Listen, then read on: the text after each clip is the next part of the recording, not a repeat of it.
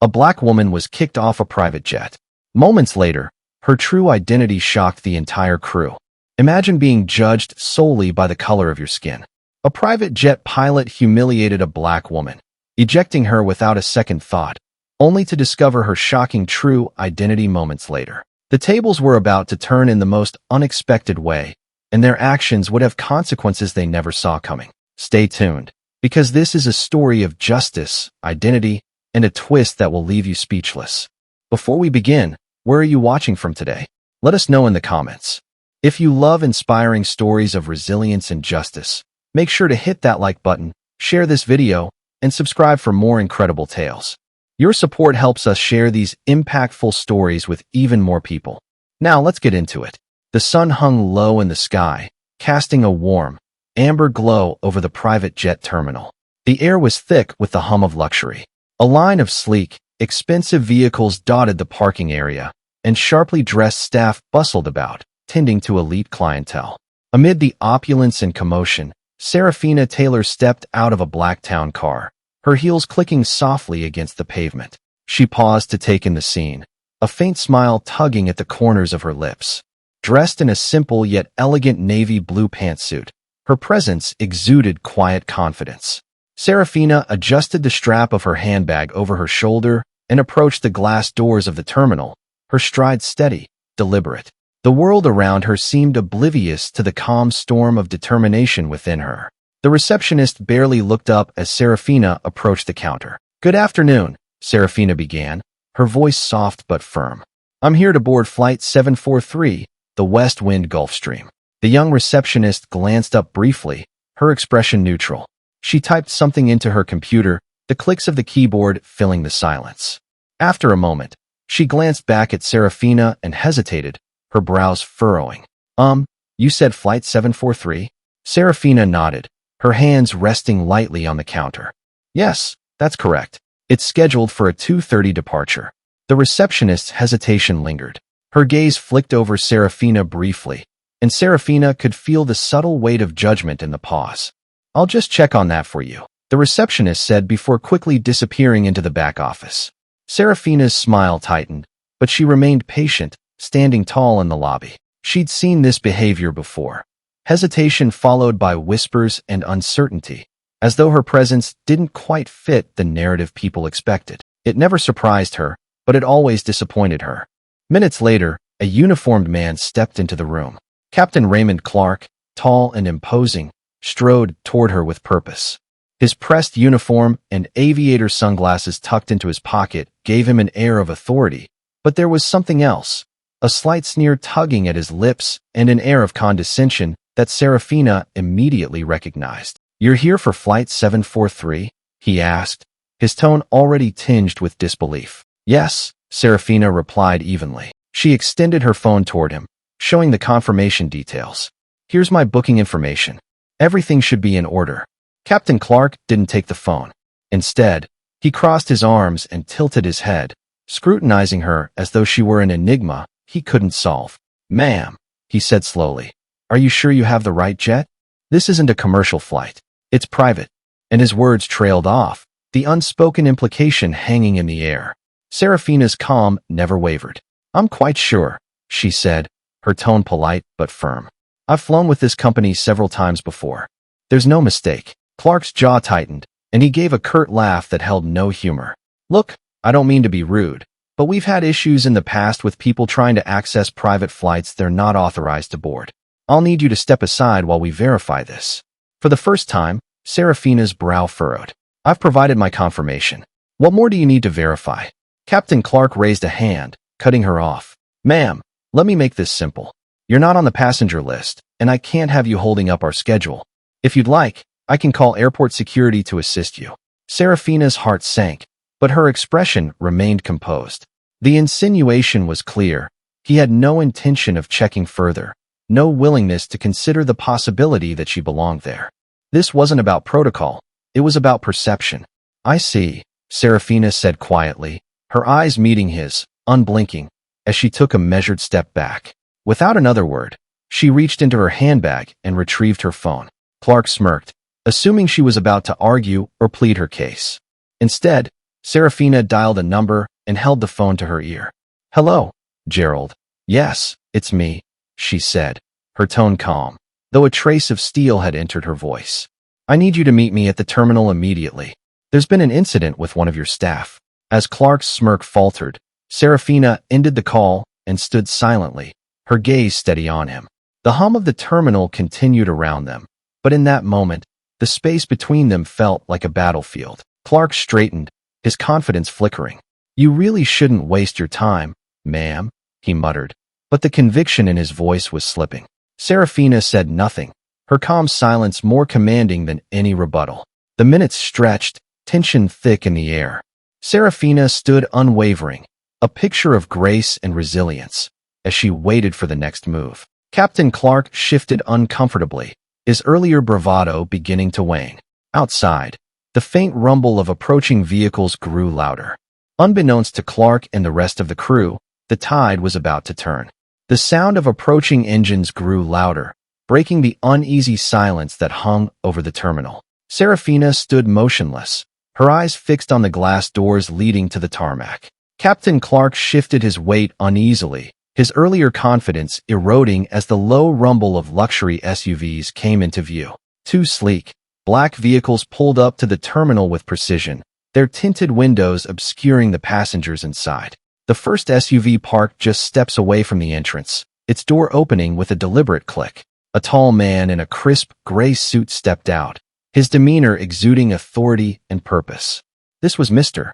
Gerald, the CEO of the jet company, a man whose reputation for sharp judgment and zero tolerance for mistakes preceded him. His silver hair gleamed under the afternoon sun, and his sharp eyes scanned the terminal before landing on Serafina. A flicker of recognition softened his expression momentarily, but his posture remained rigid as he approached. Behind him, two additional figures exited the second SUV, executives, judging by their attire, though they stayed back, observing the situation from a distance. Serafina stepped forward to meet Mr. Gerald, her movements calm and deliberate. "Gerald," she greeted, her voice steady. The tension in the room seemed to shift as her authority became apparent. "Thank you for coming so quickly." Gerald extended a hand, his face breaking into a tight, respectful smile. "Miss Taylor, it's always a pleasure to see you," he replied. His voice carried a mix of warmth and formality, but the steel underneath was unmistakable. "I understand there's been an issue." Before Serafina could respond, Captain Clark cleared his throat loudly, stepping into the conversation. His earlier bravado was noticeably dimmed, but the defensiveness in his tone remained. "Mr. Gerald, if I may," he began, glancing nervously between Serafina and the CEO. "This passenger, Miss Taylor, was attempting to board Flight 743 without proper authorization. I was simply following protocol to ensure the security of our operations."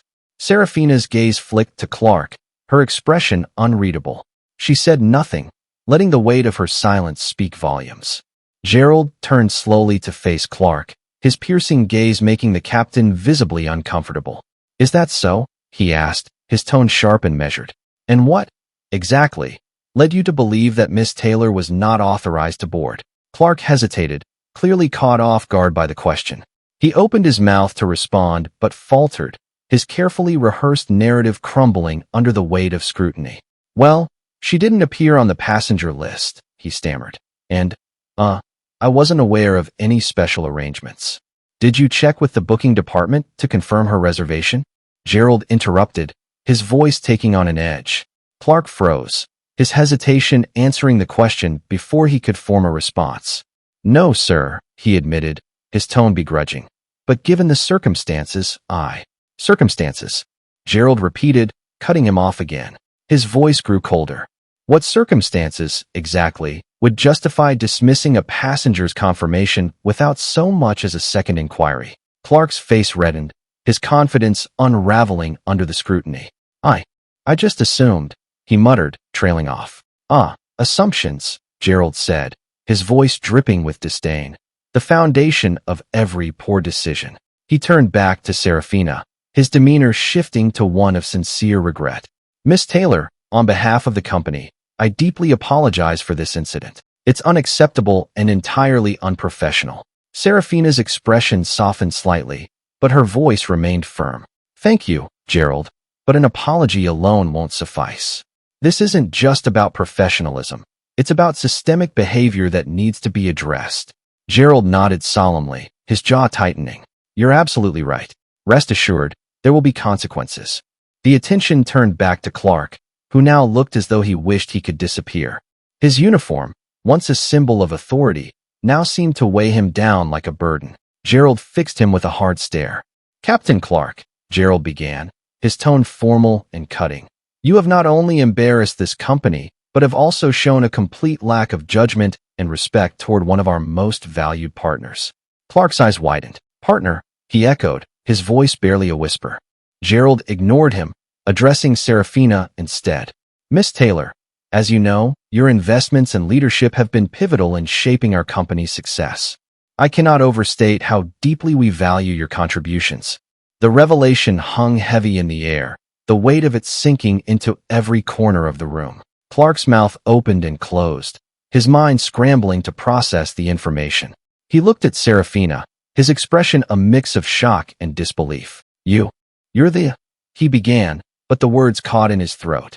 I am, Seraphina said simply, her calm gaze meeting his. And you should have thought about that before you treated me the way you did. As Gerald turned back to address Clark, the air seemed to thrum with unspoken judgment. Effective immediately, you are relieved of your duties, Harrison declared. Your actions today are not only a violation of company policy, but a personal affront to Miss Taylor, whose trust and partnership we cannot afford to jeopardize. Clark stumbled over his words, desperate to salvage the situation. Mr. Gerald, please, this was a misunderstanding. I didn't know who she was. That, Gerald said icily, is precisely the problem. Clark's protests were cut short as security personnel appeared in the doorway, waiting silently for Gerald's signal. With a flick of his hand, Gerald motioned for them to escort Clark out. The disgraced captain cast one last, pleading look at Seraphina, but she stood firm, her expression unmoved. As Clark was led away, the tension in the room began to dissipate. Seraphina let out a slow, steady breath, the weight of the confrontation finally lifting. Gerald turned to her with a respectful bow of his head. Miss Taylor, we will ensure this never happens again, he said. Your contributions to this company are invaluable, and we owe it to you to do better. Seraphina nodded, her voice soft but resolute. See that you do, Gerald. This isn't just about me. It's about changing a culture that allows these assumptions to go unchecked. With that, she turned and walked toward the jet, her stride as steady and confident as it had been when she first arrived. Justice had been served, but Seraphina knew the fight was far from over. As she stepped onto the aircraft, she resolved to use this moment as a catalyst for something greater. The steps to the Gulfstream jet were pristine, gleaming under the golden rays of the setting sun. As Seraphina Taylor ascended, the rhythmic click of her heels against the polished metal filled the otherwise quiet tarmac. Her movements were slow and deliberate, a quiet reclamation of the space that had so brazenly been denied to her. The flight crew, now visibly nervous, stood at attention at the entrance. Their earlier whispers and murmurs of doubt were replaced with silence. Seraphina's gaze swept over them, her expression unreadable, but her presence carried a weight that none of them could ignore. A young flight attendant, her hands trembling slightly, stepped forward to greet her. Welcome aboard, Miss Taylor, the attendant stammered, her voice barely above a whisper. Please, let me show you to your seat. Seraphina inclined her head in a silent acknowledgement, following the attendant into the jet's luxurious interior. The space was an epitome of elegance, white leather seats, polished wood accents, and soft ambient lighting designed to evoke calm. Yet, despite its opulence, the air carried a palpable tension, as if the walls themselves held the echoes of what had just transpired. As Seraphina settled into her seat near the front of the cabin, she took a moment to compose herself. She placed her handbag neatly by her side and adjusted her posture, her hands folded in her lap. Her breathing was steady, but beneath the surface, her mind churned. She replayed the events in her head, the condescending tone of Captain Clark, the dismissive glances, the public humiliation. It wasn't the first time she'd faced such treatment, but the sting of it never dulled. Each instance was a reminder of the long road ahead, a battle she was tired of fighting yet determined to see through. The young flight attendant from earlier reappeared, holding a silver tray with a glass of sparkling water. She placed it gently on the table in front of Serafina, her hands still trembling slightly. "If there's anything else you need, please don't hesitate to let us know, Miss Taylor," she said, her voice faltering. Serafina studied the woman for a moment, noting the nervous energy radiating from her. "What's your name?" she asked, her tone calm but direct. The attendant blinked, clearly taken aback by the question. "It's Bethany, ma'am. Bethany Jones." "Thank you, Bethany," Serafina said, her voice softening slightly. "I appreciate your service." Bethany's shoulders relaxed just a fraction, and she nodded quickly before retreating to the galley. Serafina watched her go, her mind wandering to the systemic issues that allowed moments like this to persist. It wasn't just about Captain Clark. It was about an entire culture that normalized such behavior. Serafina reached into her handbag and pulled out a sleek tablet. With a few quick swipes, she opened her notes app and began typing. Her fingers moved swiftly across the screen as she outlined a plan, a comprehensive policy overhaul for the company. The events of the day had only solidified her resolve to take action. Mandatory bias training for all employees, clearer protocols for passenger verification to prevent profiling, regular audits to ensure compliance with anti-discrimination policies, an anonymous reporting system for employees and passengers. The list grew longer as Serafina's thoughts flowed, her determination sharpening with each point. This wasn't just about accountability for Captain Clark. It was about dismantling the systemic bias that had allowed his actions to go unchecked. As the jet's engines roared to life, Serafina set the tablet aside and leaned back in her seat. The hum of the turbines filled the cabin, a steady rhythm that matched the beating of her heart. She closed her eyes for a moment, allowing herself a rare moment of vulnerability. Memories of her journey to this point flooded her mind, moments of triumph overshadowed by battles she hadn't asked for. She thought of her late father, a man who had faced similar struggles but had never let them define him. "You have to be twice as good to get half as far," he had once told her. The words, though bitter, had become a cornerstone of her resolve. A faint smile touched her lips as she remembered his unwavering belief in her. "You'll change things, Sari," he had said. "Not just for yourself, but for others. You'll make it better." The jet began to taxi down the runway, the gentle vibration pulling Serafina back to the present. She opened her eyes, her resolve hardening like steel. She would honor her father's words, not just by surviving these moments, but by ensuring others wouldn't have to endure them. The Gulf Stream lifted gracefully into the air, the world below shrinking into a patchwork of lights and shadows. Serafina gazed out the window, the horizon stretching endlessly before her. The vast expanse of the sky reminded her of the possibilities ahead, the work still to be done. A knock at her seat's partition interrupted her thoughts. Bethany stood there, holding a small envelope. "Miss Taylor," she said hesitantly, "Mr. Gerald asked me to deliver this to you." Serafina took the envelope and opened it, her eyes scanning the handwritten note inside. "Miss Taylor, once again, I extend my deepest apologies for today's events. Please know that your concerns will be addressed with the utmost seriousness. Your vision and leadership continue to inspire us, and I am personally committed to ensuring our company reflects the values you stand for. Sincerely, Gerald."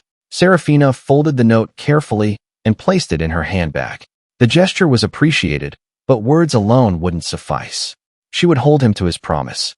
The cabin lights dimmed as the jet reached cruising altitude. Serafina leaned back in her seat, her mind already racing ahead to the next steps. She was no stranger to challenges, and this was just one more battle in a war she was determined to win. The Gulf Stream cruised steadily at 40,000 feet, slicing through a sea of clouds painted golden by the setting sun. Inside the cabin, a hush had fallen. The gentle hum of the engines was the only sound, wrapping the passengers in a cocoon of quiet. Serafina Taylor sat in her seat by the window, the faint glow of her tablet illuminating her face. Her fingers hovered over the screen, her thoughts swirling. The events of the day had left an imprint, one she could not ignore.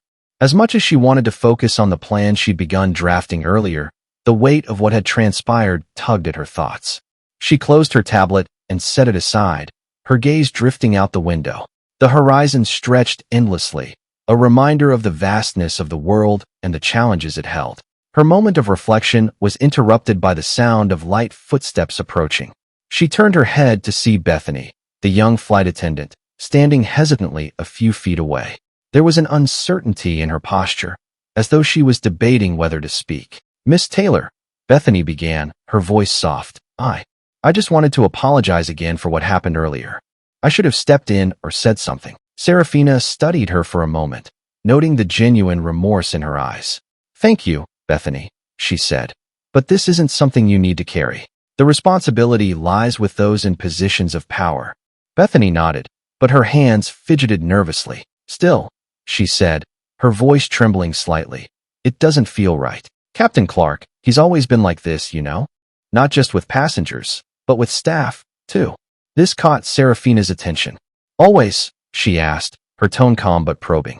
Bethany hesitated, glancing around the cabin as though afraid someone might overhear. "He's selective," she said finally, lowering her voice. "He treats some people with respect, but if he doesn't think you belong, well, you've seen how he acts. Most of us just try to stay out of his way." Serafina's gaze hardened, though her expression remained composed. "And has anyone reported this behavior?" Bethany shook her head quickly. "No one dares. He's been with the company for years, and he's got connections. People are afraid to speak up, afraid they'll lose their jobs." The admission settled heavily in the air between them. Serafina leaned back in her seat, her thoughts churning. This wasn't just about her experience. It was a symptom of a larger issue. Captain Clark was a product of a system that enabled and protected him, one that allowed people like Bethany to be silenced by fear. "Thank you for telling me," Serafina said finally. "I want you to know that things will change. No one should have to endure this kind of treatment, passenger or staff." Bethany's eyes flickered with a mixture of hope and doubt. "Do you really think it can change?" she asked hesitantly. Serafina's voice was firm. "It has to." After Bethany left, Serafina reopened her tablet, her fingers moving with renewed determination. The list of action items she'd begun drafting earlier now took on new urgency. She expanded the scope of her plan, incorporating what Bethany had revealed: anonymous reporting mechanisms for staff to report misconduct without fear of retaliation, a review of leadership to identify and address systemic biases, mandatory inclusion of employee voices in shaping workplace policies, regular performance and behavior evaluations for all employees, including leadership. As she wrote, the vision began to take shape, not just for the company, but for the industry as a whole. Serafina knew the work would be daunting. Change on this scale required time, effort, and resilience. But if her experience today had taught her anything, it was that complacency was not an option. She saved her notes and leaned back, her mind racing ahead to the meetings she would call, the conversations she would lead. For the first time since the incident, a spark of optimism flickered within her. The path forward was clear. Just as Serafina was settling into the rhythm of her thoughts, her phone vibrated softly on the table beside her. She picked it up, her brows furrowing at the name displayed on the screen. "Gerald." She answered the call, her voice steady. "Gerald." "Serafina," he began, his tone unusually cautious. "I wanted to check in. How are you holding up?" Serafina's lips pressed into a thin line. "I'm fine," she said, "but I assume this isn't just a social call." There was a pause on the other end before Gerald spoke again. "You're right. I've been reviewing what happened today, and it's worse than I initially thought. I've spoken to a few employees, and it seems Clark's behavior has been an ongoing issue." Serafina's jaw tightened. "And what has been done about it until now?" Another pause, heavier this time. "Nothing substantial," Gerald admitted. "There were complaints, but they never reached me. Middle management brushed them aside, likely to avoid conflict." Serafina's voice was cold. "That's unacceptable." "I know," Gerald said quickly, "and I take full responsibility for that. But I want you to know that I'm committed to addressing this, not just with Clark, but with the entire structure that allowed this to happen." "Good," Serafina said firmly, "because if you're not, I will." There was a faint chuckle on the other end, tinged with admiration. "I expected nothing less. Let us discuss next steps when you're back." Serafina ended the call and set the phone down. Her gaze shifted to the window, where the sky had darkened, stars beginning to twinkle against the inky backdrop. The journey ahead would be challenging, but Serafina was no stranger to challenges. She had fought battles like this before, and she would fight them again, until the system was no longer built to fail people like her. The rest of the flight passed in a contemplative silence. Serafina alternated between refining her plans and staring out at the endless expanse of the night sky. Each passing moment deepened her resolve, sharpening her focus. By the time the jet began its descent, she was ready. The wheels of change had been set in motion, and there was no turning back. As the city lights came into view below, Serafina felt the weight of the day shift. It was no longer a burden, it was a call to action, and she was ready to answer. The Gulfstream touched down smoothly, its tires whispering against the runway. As the cabin lights gently brightened, Serafina Taylor remained seated, her gaze fixed out the window, watching as the cityscape of her home came into view. The faint glow of skyscrapers reflected her resolve, each light a reminder of the bustling world she was determined to change. The jet rolled to a stop, and the silence that followed felt heavier than the hum of the engines. Serafina sat still for a moment, gathering herself. Her tablet lay in her lap, filled with the plans she had meticulously outlined during the flight. She knew the hardest part of her journey was just beginning. Serafina stood gracefully, smoothing the fabric of her tailored suit. She picked up her handbag and tablet, moving toward the cabin door, where Bethany waited nervously. "Thank you for your service, Bethany," Serafina said, her tone warm yet composed. Bethany blinked, startled by the kindness in Serafina's voice. "Oh, you're welcome, Miss Taylor," she replied hurriedly, stepping aside to let her pass. "And thank you." Serafina paused, looking Bethany in the eye. "For what?" "For listening," Bethany said softly, her voice barely audible over the faint whir of the jet's machinery. "Not everyone does." Serafina gave a small nod, her lips curving into a faint smile. "Change doesn't happen without listening, Bethany. Remember that." With that, Serafina descended the steps to the tarmac, the cool night air brushing against her face. A sleek black car was waiting for her, its driver stepping forward to open the door.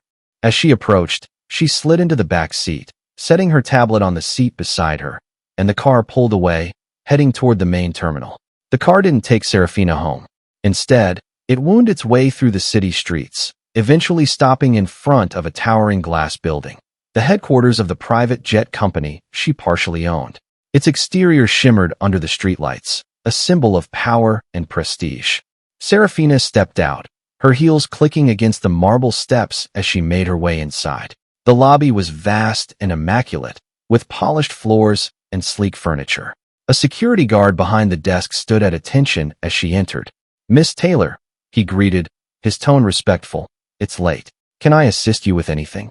"I'll be heading to the executive conference room," Serafina replied. "Please notify Mr.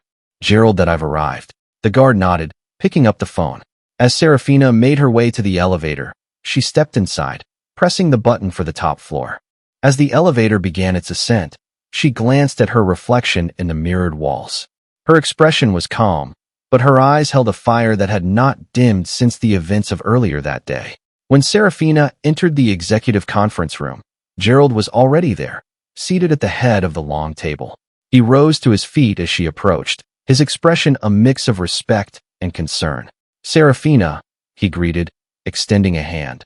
"I wasn't expecting you tonight." "I didn't want to wait," she replied, shaking his hand briefly before taking a seat across from him. "This can't wait," Gerald nodded, sitting back down. "I understand. After our conversation earlier, I've been reviewing past complaints and speaking with a few team members. The picture isn't good." "Then let's start there," Serafina said, opening her tablet. She slid it across the table, the screen displaying her detailed plan for addressing the systemic issues within the company. "This is what I've outlined so far." Gerald leaned forward, his eyes scanning the list. As he read, his brows furrowed, and he occasionally nodded. "Bias training, anonymous reporting, leadership reviews," he murmured, his voice trailing off. "This is comprehensive." "It has to be," Serafina said. "Captain Clark's behavior wasn't an isolated incident. Bethany, one of the flight attendants, told me as much. This is about more than just one person. It's about dismantling the culture that allowed him to operate unchecked." Gerald sighed, leaning back in his chair. "You're right, and I won't argue with any of this. But implementing changes at this scale will take time, and there will be pushback, especially from senior staff who've been here for years." "Then we'll handle the pushback," Serafina replied firmly. If they can't adapt, they have no place here. Gerald nodded again, his expression thoughtful. You're not just talking about change within the company, are you? He asked after a moment. Serafina's lips curved into a small, determined smile. No, this is bigger than us. What happens here can set a precedent for the entire industry. If we do this right, we won't just fix our house, we'll force others to clean theirs. The discussion continued late into the night, with Gerald and Serafina refining the plan. They debated the logistics of implementing new policies, the costs of training programs, and the challenges of restructuring leadership. Gerald occasionally voiced concerns about resistance from stakeholders, but Serafina remained resolute. By the time the clock struck midnight, they had outlined a clear path forward. Gerald leaned back in his chair, rubbing his temples. This is ambitious, he admitted, but it's necessary. Ambition isn't the enemy of necessity, Serafina replied. It's what makes change possible. Gerald chuckled softly. You've always been good at making the impossible seem inevitable. Serafina smiled faintly, but her mind was already racing ahead. There was still so much work to do, and she knew the road would be anything but smooth. But, for the first time that day, she felt a sense of progress, a step forward in a battle she had no intention of losing. As Serafina left the building, the city was quiet, its streets illuminated by the soft glow of streetlights. The night air was cool, carrying with it a sense of calm. She paused on the steps of the building, gazing out at the skyline. In her mind, she could already see the ripple effects of the changes she was setting into motion. This wasn't just about her. It was about every passenger, every staff member, every person who had ever been told they didn't belong. With a deep breath, she descended the steps and got into her car. The driver didn't ask where to take her. He already knew. Serafina leaned back against the seat, her eyes drifting shut. For the first time that evening, the fight was just beginning, but tonight, she allowed herself a moment of quiet victory. The following morning, the city was cloaked in a muted gray, the sky heavy with clouds that promised rain. Serafina Taylor awoke early, her mind already buzzing with the weight of the day ahead. She sat at the edge of her bed, her hands clasped together, staring at the faint morning light filtering through the curtains. Her apartment was quiet, the kind of silence that held space for reflection. After a few moments, Serafina arose and moved to the small desk by the window. The notes and plans she had drafted the previous night lay neatly stacked, their presence a tangible reminder of the battle she had committed to fighting. She picked up her tablet, scanning through the finalized plans she and Gerald had crafted. Her lips pressed into a firm line. Today would mark the beginning of the change she had envisioned, but it wouldn't come without resistance. Serafina dressed with care, selecting a tailored charcoal gray dress and a black blazer. The ensemble was sharp yet understated, a deliberate choice to project authority without ostentation. As she fastened a simple silver bracelet around her wrist, she caught her reflection in the mirror. Her face was calm, but her eyes carried the weight of determination. One step at a time, she murmured to herself, the words steadying her as she grabbed her bag and headed out. The streets below bustled with the morning rush. She slid into the back seat, her tablet balanced on her lap. As the vehicle merged into the flow of traffic, "Where to first, Miss Taylor?" the driver asked, his tone respectful but familiar. "The office," she replied without hesitation. "It's time." By the time Serafina arrived at the company headquarters, the tension in the air was palpable. Word had spread quickly about the incident with Captain Clark, and whispers of impending changes had reached nearly every corner of the organization. Employees lingered in the lobby, their eyes flicking towards Serafina as she walked through with her usual measured grace. The elevator ride to the top floor was quiet, but Serafina's thoughts were anything but. She had requested a company-wide meeting, a town hall, to address the situation directly. Transparency was key, and she intended to set the tone for the changes that would follow. When she stepped into the executive conference room, Gerald was already there, along with a handful of senior leaders. Their expressions ranged from curious to tense, the weight of what was to come etched across their faces. "Serafina," Gerald greeted, rising from his seat. "Everything's set. The staff will be joining via video link in the next few minutes." "Good," Serafina said, placing her tablet on the table. She took a seat at the head of the table, her posture straight and composed. "Let's get started." As the virtual town hall began, Serafina took a moment to scan the screen in front of her. Faces from across the company filled the grid. Pilots, flight attendants, administrative staff, maintenance crews, hundreds of employees, all waiting to hear what she had to say. Serafina leaned forward slightly, her hands resting on the table. "Good morning, everyone," she began, her voice calm but resolute. "I won't take up too much of your time, but what I have to say is important." She paused, letting her words settle. "Yesterday, an incident occurred that should never have happened. A member of our team made assumptions about a passenger, about me, based on nothing more than appearances. Those assumptions led to a series of actions that were not only unprofessional, but deeply rooted in bias." The room was silent, the weight of her words hanging heavily in the air. "This is not just about one individual," Serafina continued. "It's about a culture, a system that has allowed such behavior to go unchecked. And that is what we are here to change." She outlined the steps she and Gerald had discussed the night before: bias training, anonymous reporting mechanisms, leadership reviews, and more. Her tone was firm but measured, balancing accountability with a sense of purpose. "We are better than this," she said, her voice steady. "And we must hold ourselves to a higher standard, not just for our passengers, but for each other." As Serafina finished her speech, the silence lingered for a moment before a few muted claps echoed through the room. On the screen, some employees nodded in agreement, while others remained expressionless, their reactions guarded. One of the senior executives, Linda, spoke up. Her tone was measured but tinged with skepticism. "Serafina, while I appreciate your passion, I'm concerned about the logistics of implementing these changes. Bias training is expensive, and there's no guarantee it will produce tangible results." Serafina met her gaze head-on. "The cost of inaction is far greater," she said firmly. "If we allow this culture to persist, we risk not only our reputation but the trust of our employees and customers. This is an investment in our future." Linda seemed taken aback by Serafina's directness, but she said nothing further. Gerald stepped in, his voice carrying a note of finality. "This isn't up for debate," he said. "The changes will happen, and we will support them fully." As the meeting ended, Serafina lingered in the conference room, watching as the employees' faces disappeared from the screen one by one. Gerald approached her, his expression thoughtful. "You handled that well," he said. "Not everyone will agree with you right away, but they'll come around." "They don't need to agree," Serafina replied, her tone steady.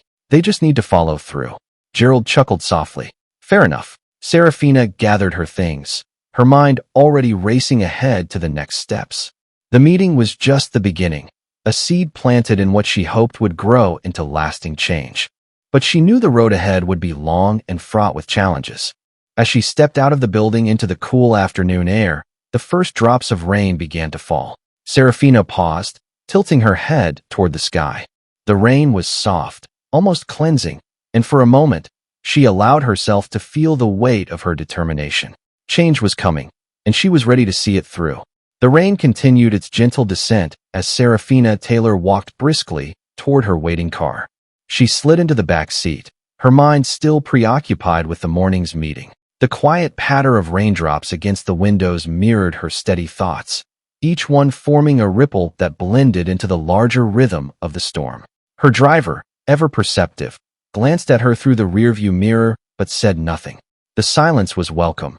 It allowed Serafina to gather her thoughts as the city passed by in muted tones of gray and silver. As the car pulled away from the bustling heart of downtown, Serafina's phone vibrated on the seat beside her. She picked it up, glancing at the screen. The name Bethany Jones appeared, the young flight attendant who had nervously confided in her during the flight. Serafina hesitated for a moment, then answered. "Bethany," she said, her tone warm yet measured.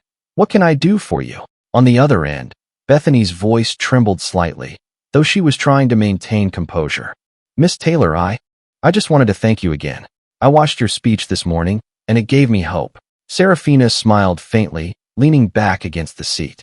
"I'm glad to hear that, Bethany. But remember, this isn't just about hope. It's about action. If there's anything you need or want to share, my door is open." There was a pause, and Serafina could almost hear Bethany gathering the courage to speak. "Actually, there is something," Bethany said quietly. "Something I think you should know." Bethany's voice dropped lower, almost as if she feared being overheard, even through the phone. Captain Clark wasn't acting alone, she began. There's a group within the company, a sort of unspoken alliance among certain senior staff members. They cover for each other, protect each other, even when complaints are filed. Serafina's expression tightened. She shifted forward in her seat, the rain now a faint backdrop to the urgency rising in her chest. Go on, she said, her voice steady. They call themselves the Legacy Circle, Bethany continued. It's not official, of course, but everyone knows about it. They're mostly older employees who've been with the company for years. They have influence, and they use it to keep things the way they want. No questions, no challenges. Serafina's grip on the phone tightened. And Captain Clark was part of this group. Yes, Bethany confirmed. He was one of the more vocal members. They don't just protect each other. They also target anyone they think doesn't fit. Staff, passengers, it doesn't matter. If you're not part of their vision for the company, they'll find a way to push you out. Serafina's mind raced as she processed the information. This wasn't just about Clark's behavior. It was part of a larger, systemic problem, a culture that thrived in the shadows, perpetuating bias and exclusion under the guise of tradition. Bethany, she said after a moment, her voice firm but gentle. Thank you for telling me this. It couldn't have been easy. Bethany exhaled, the relief in her voice palpable. I want things to be better for all of us. They will be, Serafina assured her. But I'll need your help, if you're willing. I'd like you to document everything you know about this group, names, incidents, anything that can help us address it. I'll do my best, Bethany said, her voice steadier now. Thank you, Miss Taylor, for listening, for everything. As the call ended, Serafina stared out the window, her reflection merging with the rain-streaked glass. The pieces of the puzzle were beginning to come together, revealing a picture far more insidious than she had imagined. By the time Serafina arrived home, the rain had softened to a mist. She stepped into her apartment, the warmth and quiet offering a brief respite, but her mind remained active, already formulating her next steps. She placed her handbag and tablet on the kitchen counter, then poured herself a cup of tea. The steam curled upward, its scent soothing, but Serafina's focus was elsewhere. She opened her laptop, pulling up files related to the company's organizational structure and employee records. Her fingers moved swiftly across the keyboard as she began cross-referencing names and positions, searching for patterns. It didn't take long for the connections to emerge. A network of senior staff with overlapping tenures, shared project histories, and a concerning lack of diversity. Serafina's lips pressed into a thin line. The Legacy Circle was real, and its influence was deeply entrenched. She realized that dismantling it would require more than policy changes. It would take strategic, decisive action to root out the biases that had allowed it to thrive. She reached for her tablet, opening the notes she had compiled during the flight. With precise strokes, she began expanding her plan. Internal investigation into the Legacy Circle, led by an external firm to ensure impartiality. Immediate suspension of individuals found to be complicit in discriminatory practices. Creation of a mentorship program to empower underrepresented employees and foster inclusion at all levels. Establishment of a rotating advisory board to oversee leadership accountability. Each point added clarity to her vision, each stroke of the stylus sharpening her resolve. The challenges ahead were daunting, but Serafina was no stranger to resistance. She had faced it before, and she would face it again with grace, determination, and an unwavering commitment to justice. As the evening deepened, Serafina sat by the window, her tea forgotten on the table beside her. The rain had stopped, leaving the city cloaked in a soft, damp glow. She gazed out at the skyline, the distant lights flickering like beacons of possibility. She thought of Bethany, of the countless employees like her who had endured in silence. She thought of the passengers who had faced discrimination, their dignity dismissed by those who should have protected it.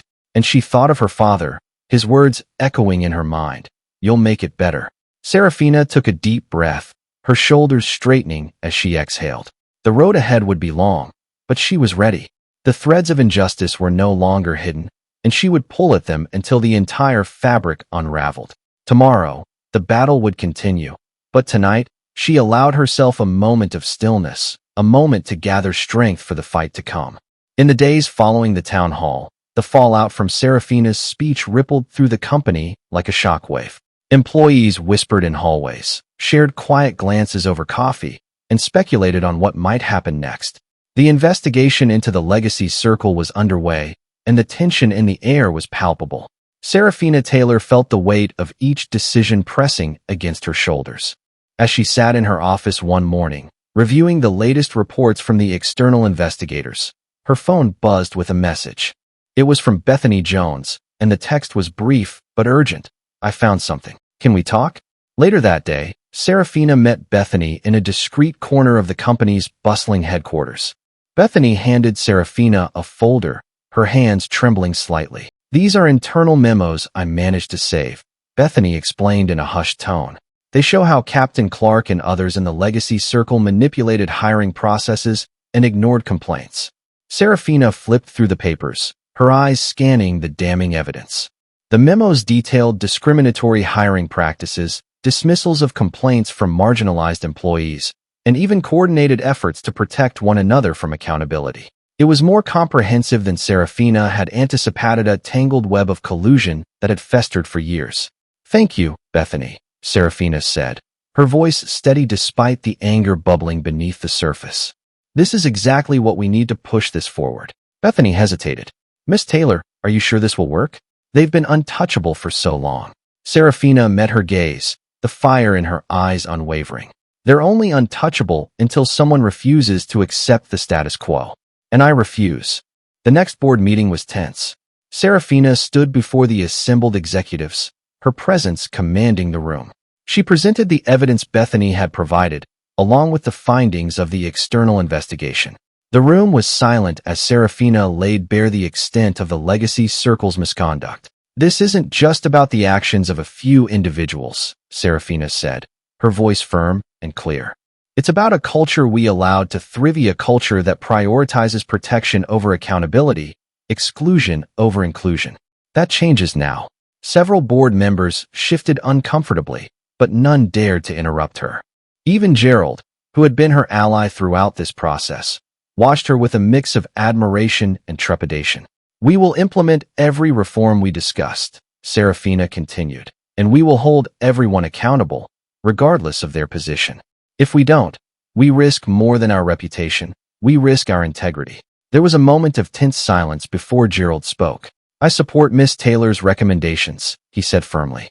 "This is the direction we must take if we want to move forward." The room gradually nodded in agreement. Serafina had won, but she knew this was only the beginning. The months that followed marked a transformation within the company. The Legacy Circle was dismantled, its former members either removed or reassigned. New leadership emerged, reflective of the diverse and inclusive culture Serafina envisioned. Policies were rewritten, training programs were implemented, and an anonymous reporting system was established, empowering employees to speak out without fear of retaliation. Bethany Jones, once a quiet flight attendant, became a key voice in the mentorship program, helping others find their footing in the company. Serafina often thought of her when reflecting on how far they had come, proof that change could start with one brave person willing to speak out. One evening, as Serafina sat in her office overlooking the city, she allowed herself a rare moment of introspection. The skyline shimmered with lights, each one a reminder of the lives touched by her work. She thought of her father, his voice echoing in her mind. "You'll make it better, Sari." A soft smile touched her lips. She had done more than make it better. She had created a foundation for lasting change. And while there was still work to be done, she felt a deep sense of fulfillment, knowing she had fought for something greater than herself. The road ahead would be long, but Serafina was ready to face it. With every battle won, every voice uplifted, and every injustice challenged, she was building a legacy not of power, but of purpose. As the city hummed with life around her, Serafina rose from her chair and walked to the window. The rain had started again, gentle and persistent, washing away the remnants of the past. It was a new beginning, and Serafina Taylor was ready to lead the way.